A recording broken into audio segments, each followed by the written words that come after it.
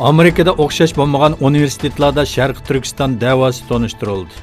Washingtondagi Xitoy demokratchilari tomonidan o'tkazilgan 14-navbatlik Sharq Turkistondagi millatlar va dinlar temaliq yig'inda so'z qilgan Dunyo Uyg'ur qurultayining ijroiy raisi Ömer Qanat Sharq Turkiston masalasini tonishtirdi. Ömer Qanat demokratchi Xitoylarning biz bilan bir safda turishiga va tarixga to'g'ri qarashga chaqiraman dedi. Hong Kongda saqchilar namoyishchilar yig'ilgan savdo saroyiga bostirish ifodi. Janubiy Xitoy shahar gazetining xabar qilishicha, Hong Kongda saqchilar ommaviy taratqulardagi chaqiriq orqali to'plangan va orasida maskali kishilar bo'lgan namoyishchilar yig'ilgan bir savdo saroyiga bostirish ifodi. Shatin, Taypo va Tayko rayonlaridagi savdo saroylarda to'plangan namoyishchilar shuvar to'lab derizlarni chaqdi. Namoyishchilar saqchilarni qo'llaydi deb qaragan bir kishining restoraniga hujum qildi.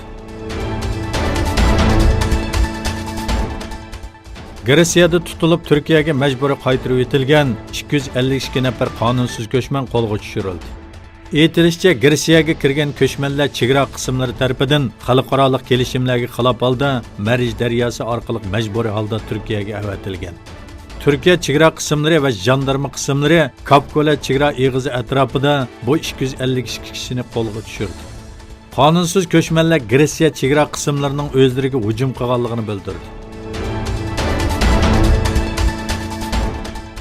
Pakistan o'qituvchilari hukumatga istifa uchun bergan muddatini uzardi. Azadi March erkinlik yurishi nomida Karachidan Islomobodga qarab yo'lga chiqqan o'qituvchilar hukumatning istifa berish uchun bergan 2 kunlik muddatini uzardi. Saylamdagi saxtalik, mol bahosining o'sishi va qarz kelishimlariga qarshi namoyish qilayotgan Pakistan o'qituvchilarining beshidagi Islom ulamo jamoati Fazl partiyasining rahbari Mavlana Fazlur Rahman boshchiligidagi partiya hay'ati hukumatga istifa berish uchun bergan 2 kunlik muhlat to'shqandan keyin yangi plan uchun 6 soatlik yig'in ochdi. Eron Tashqi ishlar ministrligi Muhammad Javdot Zarif g'arbliklar bilan muzokara o'tkazishga havas qilmaydiganligini bildirdi. Va besimlarga hammadan bek sabr qildim. Muzokaralarning qiyinchiligiga, haqoratlarga va besimlarga olti qarorni amaldan qoldirish uchun sabr qildim va g'alaba qildik dedi.